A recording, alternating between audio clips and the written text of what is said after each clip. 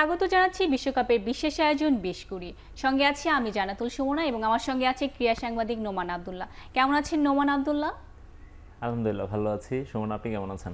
জি ভালো আছি। কেমন এনজয় করছেন এখন পর্যন্ত বিশ্বকাপ? যদিও ৩৯টি ম্যাচ শেষ হয়ে গিয়েছে, এখন সুপার 8-এর খেলা শুরু হবে। আমরা অনেক বেশি অধীর আগ্রহে অপেক্ষা করছি সুপার 8-এর জন্য। আপনি কতটা বেশি অপেক্ষা করছেন সুপার 8-এর জন্য? অফকোর্স আপনার বিশ্বকাপের মূল লড়াইটা শুরু হচ্ছে। এতদিন আমরা যে দলগুলোকে দেখেছি, ছোট বড় দল সব মিলিয়ে ছিল, এখন যারা হচ্ছে সেখান থেকে টিকে গিয়েছে, যে সেরা 8টি দল তারা শুরু করছে খেলা। অবশ্যই আমরা সবাই অধীর আগ্রহে অপেক্ষা করছি সুপার 8-এর জন্য এবং আশা করছি যে ভালো একটা টুর্নামেন্ট যাবে। সুপার 8-এর প্রথম ম্যাচটি কিন্তু হচ্ছে ইউএসএ ভার্সেস সাউথ আফ্রিকা। আমরা যদি ইউএসএ এবং সাউথ আফ্রিকার কথা বলি, এটি তাদের প্রথমবারের মতো একসাথে প্রথমবারের মতো খেলা এবং ম্যাচটি কিন্তু সাউথ আফ্রিকা এবং ইউএসএ ম্যাচটি কিন্তু এবার হচ্ছে ওয়েস্ট ইন্ডিজে। সেক্ষেত্রে কিন্তু হোম অ্যাডভান্টেজের কথা যদি বলি, ইউএসএ একটু পিছিয়ে থাকবে। এবং আরেকটু বলতে চাচ্ছি যে ইউএসএ কিন্তু এখন পর্যন্ত অসাধারণ ক্রিকেট খেলেছে এবং তারা কিন্তু সুপার 8 ডিজার্ভ করেই, ভালো ক্রিকেট খেলেই সুপার 8-এ এসেছে। রাইট। আপনি যেটি বলছিলেন যে আজকে যে ম্যাচটি সুপার 8-এর প্রথম যে ম্যাচটি হচ্ছে ইউএসএ ভার্সেস সাউথ আফ্রিকা, হয়তো কেউ আশা করেনি যে এই ম্যাচটিতে দক্ষিণ আফ্রিকার এগেনস্টে ইউএসএ খেলবে, কারণ তারা যে গ্রুপ থেকে এসেছে সেখানে বি টিম হিসেবে ছিল পাকিস্তান এবং সবাই আশা করছিল হয়তো পাকিস্তানই সেখানে খেলবে। সেক্ষেত্রে সুপার 8-এর প্রথম ম্যাচে সাউথ আফ্রিকা ভার্সেস পাকিস্তান ম্যাচটি হলে অনেক বেশি দর্শকরা খুশি হতেন হয়তো। সেখানে ইউএসএ অবশ্যই ডিজার্ভিং টিম, তারা যেভাবে খেলেছে বা যেভাবে তারা গ্রুপ পর্বে খেলেছে অবশ্যই তারা ডিজার্ভিং টিম এবং সেই হিসেবেই তারা উঠে এসেছে। তবে আজকের ম্যাচটা নিয়ে আসলে অনেকে যদি ভেবে থাকেন যে সাউথ আফ্রিকা ভার্সেস ইউএসএর ম্যাচ, সেখানে নিশ্চয়ই একটা একপেশে ম্যাচ হবে, এই ধরনের কেউ যদি চিন্তা ভাবনা করে থাকেন, আমার মনে হয় সেটি ভুল হবে। কারণ আমরা এখন পর্যন্ত যেভাবে খেলা দেখছি, আপনি যদি কাগজে কলমে বলেন তাহলে হয়তো দক্ষিণ আফ্রিকা ভার্সেস ইউএসএ ম্যাচে দক্ষিণ আফ্রিকাকে আপনি এগিয়ে রাখবেন বা তারা অবশ্যই শিরোপার কন্টেন্ডার। আরেকটা তথ্য যদি আমি আপনাকে দেই যে বিশ্বকাপে এখন পর্যন্ত যে 20টি দল খেলেছে, সেখান থেকে সুপার 8-এ যে 8টি দল এসেছে, এই 8টি দলের মধ্যে 3টি দল হচ্ছে গ্রুপ পর্বে সবগুলো ম্যাচে জয় পেয়ে এসেছে। এদের মধ্যে একটি হচ্ছে দক্ষিণ আফ্রিকা। সেই হিসেবেও কিন্তু আপনি দক্ষিণ আফ্রিকাকে ইউএসএ চেয়ে এগিয়ে রাখতে পারেন। তবে আমার কাছে মনে হয় ইউএসএকে আপনি একেবারে ফেলে দিতে পারবেন না, কারণ হচ্ছে তারা লাস্ট কিছুদিন ধরে তারা যেভাবে খেলছে এবং হচ্ছে আপনার ইউএসএ আপনার গ্রুপ পর্বে যেভাবে খেলেছে, আমরা একটু বলি দক্ষিণ আফ্রিকা যে 4টি ম্যাচ খেলেছে, যে 4টি ম্যাচ তারা জয় পেয়েছে, 4টি ম্যাচই তারা একেবারে ক্লোজ কল ছিল। শেষ মুহূর্তে কিন্তু যে কোনো কিছু হতে পারতো। আমরা শ্রীলঙ্কার এগেনস্টে তারা মাত্র 77 চেজ করতে যেয়ে তাদের 17 ওভার পর্যন্ত খেলতে হয়েছে। নেদারল্যান্ডসের 113 রান চেজ করতে যেয়ে তাদের 6টি উইকেট হারাতে হয়েছে বা তাদের 19তম ওভার পর্যন্ত খেলতে হয়েছে। বাংলাদেশের এগেনস্টে তারা মাত্র 4 রানের একটি জয় পেয়েছে এবং নেপালের সঙ্গেও তারা 1 রানে জয় পেয়েছে এবং এখন পর্যন্ত টুর্নামেন্টে তারা কিন্তু 120-এর বেশি রান করতে পারেনি। সেই হিসেবে দক্ষিণ আফ্রিকা কিছুটা ব্যাকফুটে থাকবে। অন্যদিকে ইউএসএর কথা যদি আপনি চিন্তা করেন, তারা কিন্তু প্রথম ম্যাচে 194 চেজ করেছে। পাকিস্তানের এগেনস্টে 159 রানের টার্গেট ছিল, 160 রানের টার্গেট ছিল। সেই ম্যাচটি তারা সুপার ওভারে নিয়েছে এবং শেষ পর্যন্ত তারা জিতে নিয়েছে ম্যাচটি। যদিও ভারতের বিপক্ষে তারা হেরেছে, সেই ম্যাচেও কিন্তু তারা কম্পিট করেছে। আরেকটি ম্যাচ তাদের পরিত্যক্ত হয়েছে এবং যদি সেই ম্যাচটি হতো সেই আয়ারল্যান্ডের এগেনস্টে, সেই ম্যাচেও হয়তো তারা জিততে পারতো, তারা যেভাবে যে ছন্দে তারা আছে। সব কিছু মিলিয়ে আমার কাছে মনে হয় এখনকার পারফরমেন্সের ভিত্তিতে যদি আপনি হিসেব করেন, সেক্ষেত্রে কিন্তু দক্ষিণ আফ্রিকার চেয়েও অনেক বেশি এগিয়ে আছে United states of America. South আফ্রিকার সম্ভাব্য একাদশটা দেখি, আমার কাছে কি মনে হয় যে কোনো চেঞ্জেস লাস্ট যে ম্যাচটি খেলেছে তার থেকে কোনো চেঞ্জ হওয়ার পসিবিলিটি আছে কিনা? নেপালের সাথে তার লাস্ট ম্যাচটি খেলল। দক্ষিণ আফ্রিকার যে একাদশটা আমরা এখানে রেখেছি, আমরা যেটি দেখছি যে কুইন্টন ডিকক আছেন, সেখানে রেজা হেন্ড্রিক্স আছেন, মার্করাম তাদের ক্যাপ্টেন, ট্রিস্টান স্টাবস আছেন, নিয়মিতই খেলছে তাদের একাদশে, হেনরিক ক্লাসেন আছেন, ডেভিড মিলার আছেন, মার্কি ইয়ানসেন আছেন, কেশব মাহারাজকে আমরা রেখেছি, যদিও লাস্ট ম্যাচে কিন্তু তিনি খেলেননি। লাস্ট ম্যাচে হচ্ছে তাবরেজ শামসিকে তারা খেলিয়েছে, যিনি লেফটি। শামসি কিন্তু অনেক ভালো বল করেছে, 4টি উইকেট নিয়েছে। সেই ক্ষেত্রে কি একটু সিলেকশনের ক্ষেত্রে আপনার কাছে কেশব মহারাজকে এগিয়ে রাখবেন নাকি শামসিকে এগিয়ে রাখবেন? যেহেতু শামসি গত ম্যাচে খুব ভালো খেলেছে এবং উইন্ডিজের যে উইকেটগুলো, সেখানে আমরা স্পিনারদের সহায়তার কথা সবসময় বলে থাকি। আমার কাছে মনে হয় যে সেক্ষেত্রে তারা দুজন স্পিনারও খেলাতে পারেন। এমনও হতে পারে যে তারা মাহারেজ এবং শামসি দুজনকেই 11-এ রাখতে পারেন। আমরা মাহারেজকে রেখেছি কারণ তিনি রেগুলারলি খেলছেন সেখানে। হয়তো তারা শেষ পর্যন্ত দুজন স্পিনার নিয়েই খেলতে পারে, সেটি আমরা হয়তো দেখতে পাবো। এছাড়া তাদের অন্য যে পেসাররা আছেন তাদের পেসাররা কিন্তু সবাই ছন্দে আছেন। তবে দক্ষিণ আফ্রিকার 11-এ আমি একটু তাদের ব্যাটারদের নিয়ে কথা বলতে চাই, কারণ এখন পর্যন্ত টুর্নামেন্টে তারা যেহেতু আমি বলছিলাম আগে দলীয়ভাবে তারা 120-এর বেশি রান করতে পারেনি, এবং তাদের যে টপ অর্ডার কুইন্টন ডিকক বা রেজা হেন্ড্রিক্স বা এডেন মার্করাম, তারা কেউই এখন পর্যন্ত 4 ম্যাচ মিলিয়ে 100 রান করতে পারেনি। একই সঙ্গে স্টাবসের কথা বলি, তিনিও পারেননি। ক্লাসেন তাদের সবচেয়ে নির্ভরযোগ্য ব্যাটসম্যান এবং টি-20-র এখন এই মুহূর্তে সবচেয়ে যদি বিধ্বংসী ব্যাটসম্যানদের কথা বলি তাদের মধ্যে একজন, এবং দুর্দান্ত ছন্দে ছিলেন আইপিএলে আমরা দেখেছি, কিন্তু সেই ফর্মটা কিন্তু তিনি এখানে টেনে নিয়ে আসতে পারেননি। তিনিও এখন পর্যন্ত 60-70 বা 72-এর বেশি রান করতে পারেননি। একমাত্র ডেভিড মিলার তাদের দলের হয়ে কিছু রান করেছেন, 100+ রান করেছেন। এছাড়া বাকি ব্যাটারদের সবাই কিন্তু অফ ফর্মে আছেন, যেটা সাউথ আফ্রিকার জন্য একটা দুশ্চিন্তার কারণ হতে পারে। এছাড়াও যে উইকেটগুলোতে খেলা হয়েছে তুলনামূলক লো স্কোরিং উইকেটে খেলা হয়েছে। নেক্সট ম্যাচটি যেটিতে হবে ওটিতে কিন্তু এখন পর্যন্ত 200+ স্কোর হয়েছে এবং অনেক 200 কাছাকাছি স্কোর হয়েছে। সেক্ষেত্রে আশা করা যেতেই পারে সাউথ আফ্রিকা ব্যাটাররা নামের সুবিচার করবে। এবং আরেকটি জিনিস যেটি বলছিলেন 100 রান করতে পারেনি, সাথে কিন্তু তাদের স্ট্রাইক রেটটাও যদি দেখি 100 রানের কাছাকাছি কারোই স্ট্রাইক রেট ছিল না, যেটা টি-20-তে মানানসই না। হয়তোবা নেক্সট ম্যাচে তাদের একটা ভালো কামব্যাক করার সুযোগ থাকবে, স্পেশালি ব্যাটারদের ক্ষেত্রে। But pace bowling attack as always south আফ্রিকার পেস বোলিং অ্যাটাক আমরা জানি সবসময়ই ভালো, এবং এবারের টুর্নামেন্টেও তারা কিন্তু অনেক ভালো বল করছে সো ফার দ্য টুর্নামেন্ট। আপনি স্পেশালি এনরিকের কথা যদি বলেন, টুর্নামেন্টে সেকেন্ড হাইয়েস্ট উইকেট টেকার, 9টি উইকেট পেয়েছে, এবং ইকোনমি রেটের কথা বলে যথেষ্ট economical bowler at the same time.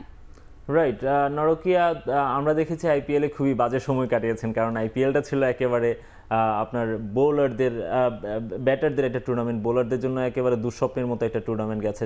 সেখানে আমরা নরকিয়াকেও দেখেছি, মাত্র 7টি উইকেট তিনি পেয়েছেন। তবে এই বিশ্বকাপে আমরা দেখতে পাচ্ছি, এই বিশ্বকাপটা মূলত বোলারদের বিশ্বকাপ বলা হচ্ছে এখন পর্যন্ত। আমরা আসলে বিশ্বকাপে যেটি দেখছি, বোলাররা যেভাবে দাপট দেখাচ্ছেন, এবং বিশেষ করে যুক্তরাষ্ট্রের মাটিতে আমরা দেখেছি সব ম্যাচই লো স্কোরিং হয়েছে অলমোস্ট। এবং সাউথ আফ্রিকার লো স্কোরিং ম্যাচ হওয়ার একটা বড় কারণ সম্ভবত এটি যে তাদের যে গ্রুপ পর্বে 4টি ম্যাচ খেলেছে, সেখানে 3টি ম্যাচই তারা খেলেছে হচ্ছে যুক্তরাষ্ট্রে, যে কারণে তাদের আসলে খুব বেশি বড় স্কোর করা হয়নি।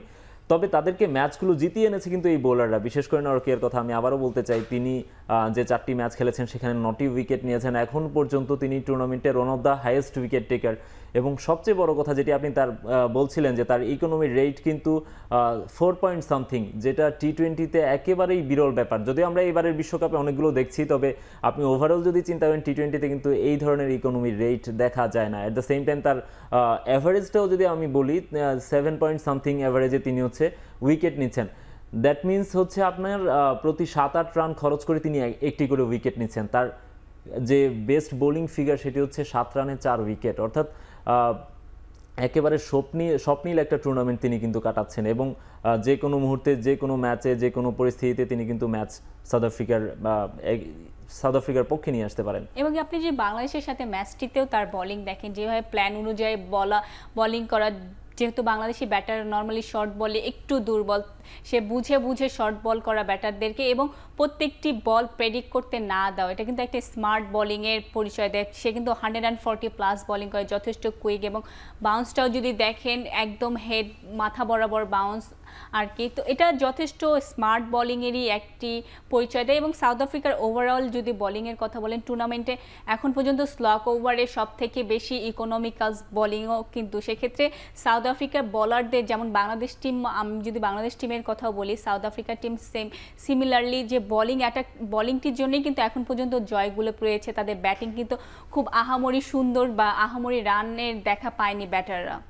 রাইট, হ্যাঁ, আমরা বারবারই বলছি সাউথ আফ্রিকার বোলারদের কথা, এবং আমরা নরকিয়ার কথা বলছিলাম। আমরা যদি বার্টম্যানের কথা একটু বলি, এখন পর্যন্ত টুর্নামেন্ট এই বিশ্বকাপে আসার আগে কিন্তু তিনি মাত্র একটি ম্যাচ খেলেছিলেন।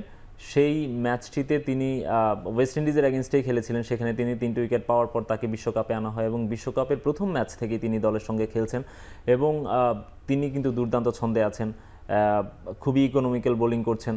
এবং একই সঙ্গে মার্কো ইয়ানসেনের কথা আমরা জানি, দারুণ অলরাউন্ডার। কাগিসো রাবাদা যদিও এখন পর্যন্ত তিনি যে এক্সপেরিয়েন্সড ক্রিকেটার সেই হিসেবে তিনি হয়তো বা সেভাবে দেখাতে পারেননি, হয়তো বা আপনার নরকিয়ার কিছুটা ছায়ায় তিনি পড়ে গেছেন। বা তিনি ভালো করছেন কিন্তু অন্যরা আরও বেশি ভালো করছে দেখে তিনি একটু আড়ালে চলে গেছেন। কিন্তু তারপরে ওভারঅল আপনি যদি দক্ষিণ আফ্রিকার যে পেস বোলিং ইউনিটের কথা বলেন, 4 জন পেসার নিয়ে তারা খেলছে, একজন অলরাউন্ডার ইয়ানসেন সহ 4 জন পেসার নিয়ে তারা খেলছে। আজকের ম্যাচে আমরা হয়তো বা এখানে একটু চেঞ্জেস দেখতে পারি, হয়তো বা একজন বোলারকে, একজন পেসারকে কম খেলিয়ে তারা, আমরা যেটি আগেও বলছিলাম, মাহারেজ এবং তাবরেজ শামসি দুইজনকেই তারা হয়তো বা খেলাতে পারেন। যদি সেটি হয় সেক্ষেত্রে হয়তো বা আমরা তাদের বোলিং অ্যাটাকটাকে আরও বেশি অ্যাগ্রেসিভ দেখব, আরও বেশি অ্যাকিউরেসি দেখব তাদের, এবং তাদের এমনিতেও বোলিং অ্যাটাকটা বেশ ভালোই করছে।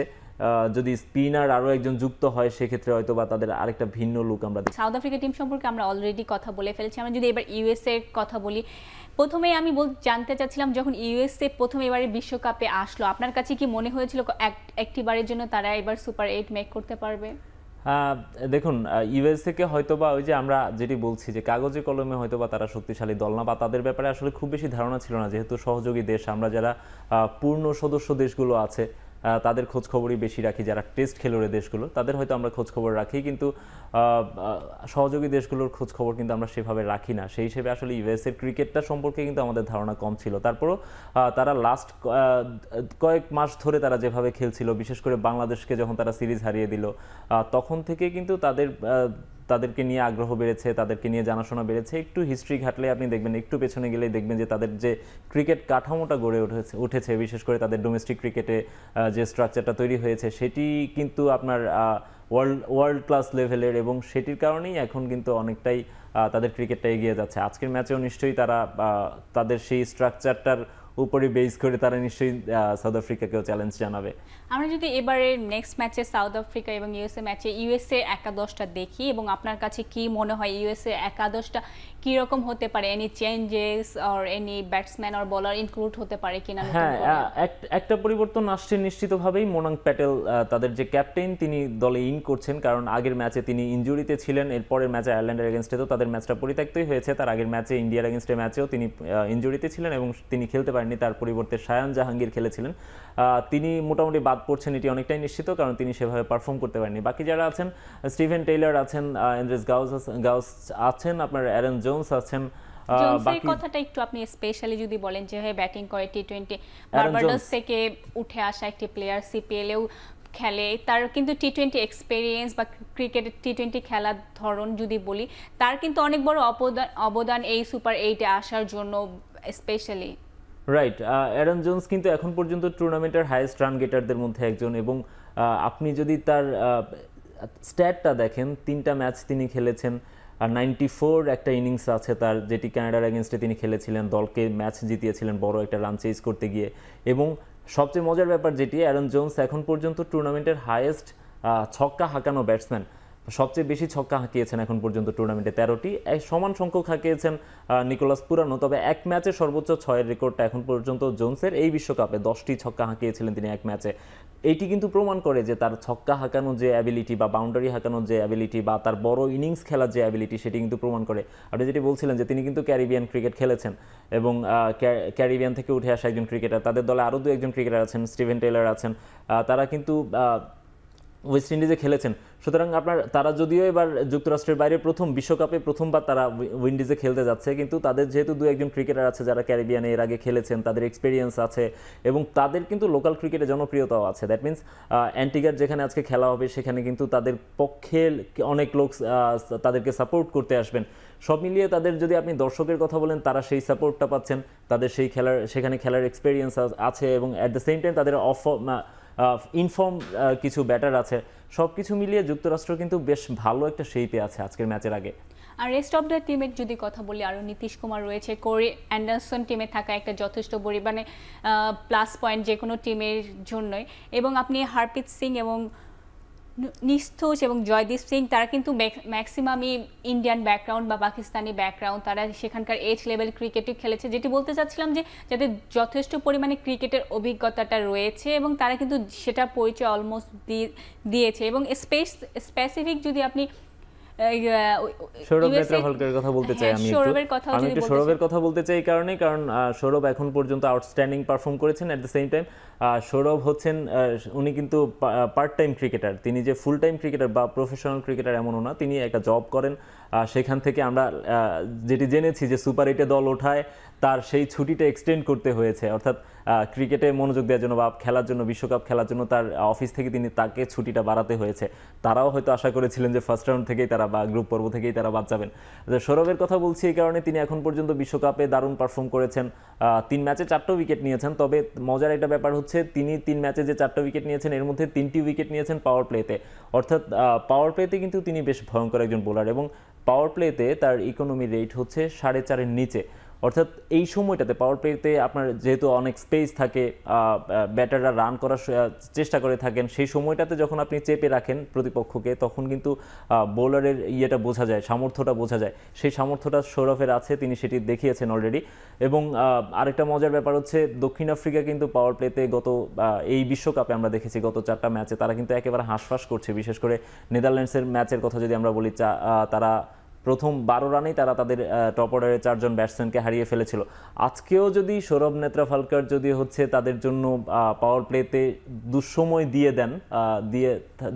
দিতে পারেন দক্ষিণ আফ্রিকাকে, সেক্ষেত্রে কিন্তু এটা বড় সড়ো ধরনের বিপদের মধ্যে পড়তে যাচ্ছে প্রোটিয়ারা নিঃসন্দেহে।